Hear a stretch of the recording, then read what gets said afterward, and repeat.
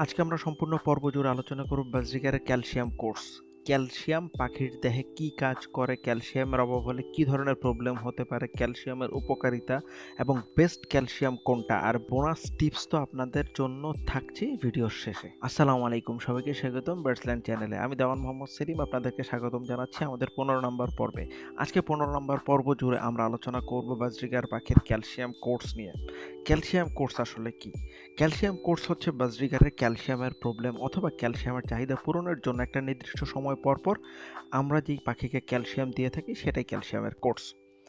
বিশেষ করে ফিমেল পাখি অথবা পাখির হাড়ের গঠন অথবা পাখির যেই রিপ্রোডাক্টিভ ক্যাপাবিলিটি, মানে যেটাকে আমরা পাখির প্রজনন ক্ষমতা বুঝি, এই প্রজনন ক্ষমতা ধরে রাখার জন্য ক্যালসিয়ামের গুরুত্ব অপরিসীম।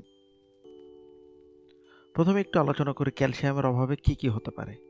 ক্যালসিয়ামের অভাবে স্প্লিট লেগ হতে পারে, ক্যালসিয়ামের অভাবে এগ বাইন্ডিং হতে পারে, ক্যালসিয়ামের অভাবে পাখির ডিম দিয়ে মারা যেতে পারে, ক্যালসিয়ামের অভাবে পাখি বিকলাঙ্গ হতে পারে, ক্যালসিয়ামের অভাবে পাখি প্যারালাইসিস হতে পারে। ক্যালসিয়ামের অভাব পূরণের জন্য আমরা ভালো মানের ক্যালসিয়াম একটা নির্দিষ্ট সময় পর পর করাবো। যারা আমাদের গত পর্ব ভিটামিন কোর্সটা দেখেন নাই, 14 নম্বর পর্ব, আপনারা আই বাটনে ক্লিক করে 14 নম্বর পর্বটি দেখে আসতে পারেন। আশা করি আপনাদের উপকারে আসবে। কারণ হচ্ছে ভিটামিন এবং ক্যালসিয়াম এই দুইটা একটার উপরে অনেকটুকুই নির্ভরশীল।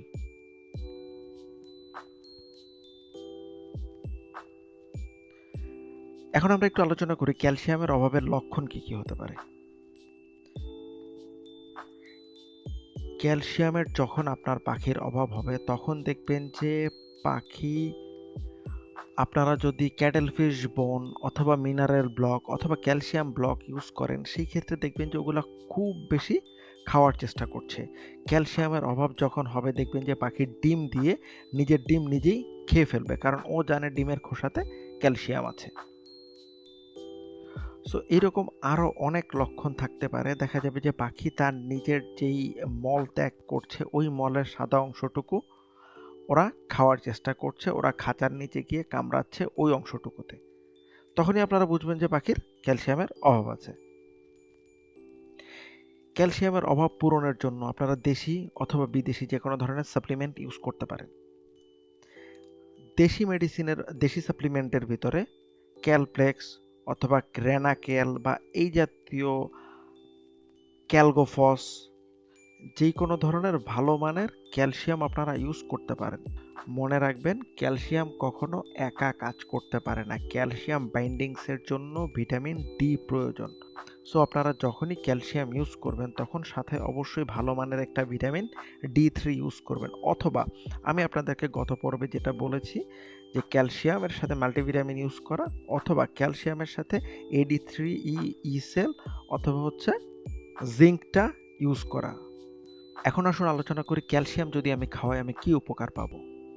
ক্যালসিয়াম যখন খাওয়াবেন তখন আপনাদের পাখি ডিম বাচ্চা ভালো করবে, ডিমের পরিমাণ এবং ডিমের উৎপাদনের ক্ষমতা বাড়বে, ডিমের ভেতরে যে বাচ্চা প্রডিউস হওয়ার ক্ষমতা সেটা বাড়বে, পাখির যে পালক সেগুলো চকচকে থাকবে এবং ছোট বাচ্চাদের যে প্রো ফেদার হয় এই ফেদারগুলো দেখবেন যে অনেক বেশি শাইনি এবং স্মুথ থাকবে। পাখির যেই ধরনের লোম পড়ে যাওয়া বা ক্যালসিয়ামের অভাব ঘটিত যে সমস্যাগুলো এর আগে আলোচনা করেছি, যেমন এগ বাইন্ডিংস অথবা হচ্ছে প্যারালাইসিস, এই ধরনের সমস্যা থেকে মুক্তি পাবেন। এখন আমাকে যদি জিজ্ঞেস করেন বেস্ট ক্যালসিয়াম কোনটা, যেহেতু বাংলাদেশের সাপ্লিমেন্টগুলো ম্যাক্সিমামই তৈরি হয় হচ্ছে কবুতর এবং পোলট্রির জন্য, সো কবুতর এবং পোলট্রির বডি ওয়েট এবং বাজরিগারের বডি ওয়েট সেম না। সো আপনারা চাইলে যদি আপনাদের অন্য কোনো ধরনের সোর্স না থাকে সেই ক্ষেত্রে আপনারা অবশ্যই দেশি ক্যালসিয়াম সাপ্লিমেন্টগুলো ইউজ করতে পারেন, কোনো হার্ম নেই, এগুলো খুবই ভালো কাজ করে।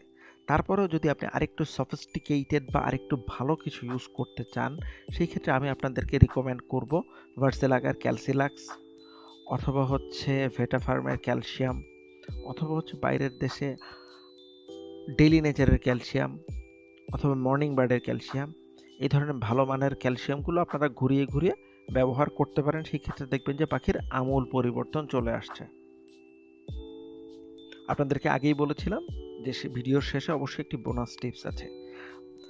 বোনাস টিপসটি হলো আপনি উপর উল্লেখিত কোনো মেডিসিনই ইউজ করবেন না, কোনো সাপ্লিমেন্ট ইউজ করবেন না, কোনো ক্যালসিয়াম ইউজ করবেন না, কোনো সমস্যা নেই। সেই ক্ষেত্রে আপনারা সজনে পাতা, ব্রকলি, ফুলকপি অথবা গাজর, রেড বিট যেই সব সবজিতে হাই লেভেল অফ ক্যালসিয়াম আছে এগুলো আপনারা ইউজ করতে পারেন। সেই ক্ষেত্রে আপনাদের যে সিনথেটিক বা সাপ্লিমেন্ট এগুলো ইউজ করতে হবে না।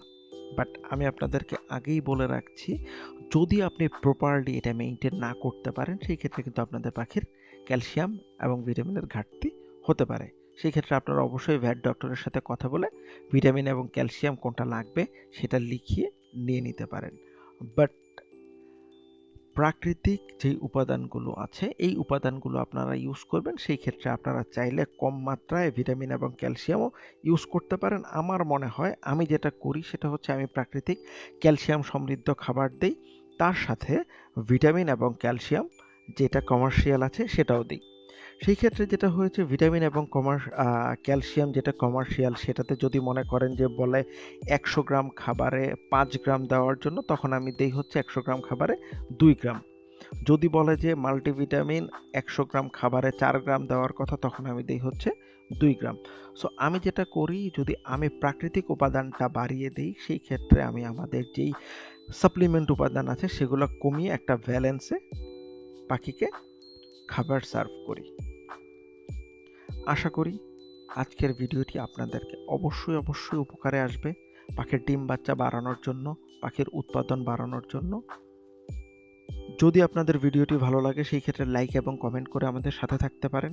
যদি মনে হয় যে আমার আরও বেশি জানা দরকার অথবা আরও কোনো ধরনের নতুন বিষয়ের ওপর আপনাদেরকে ভিডিও দেওয়া দরকার, সেই ক্ষেত্রে আপনারা কমেন্ট করবেন। অথবা কারোর যদি কোনো পার্সোনালাইজ কোনো সাজেশন লাগে সেই ক্ষেত্রে আমাকে ইনবক্সে নক করবেন আমার বার্সল্যান্ড পেজের ফলো করে, অথবা আমাদের পেজের ইনবক্সে আপনারা আমাদেরকে নক করতে পারেন। আমরা অবশ্যই আপনাদেরকে আপনাদের যেই কোশ্চেন আছে সেটার উত্তর দেওয়ার জন্য সর্বোচ্চ চেষ্টা করব। যদি আমরা না পারি সেই ক্ষেত্রে কারো কাছ থেকে জেনে আপনাদেরকে জানাবো। দেখা হবে নতুন পর্বে। সবাইকে ধন্যবাদ। ভালো থাকবেন, আপনাদের পাখিকে ভালো রাখবেন, আমাদের জন্য দোয়া করবেন। Thank you. আল্লাহ হাফেজ। আসসালামু আলাইকুম।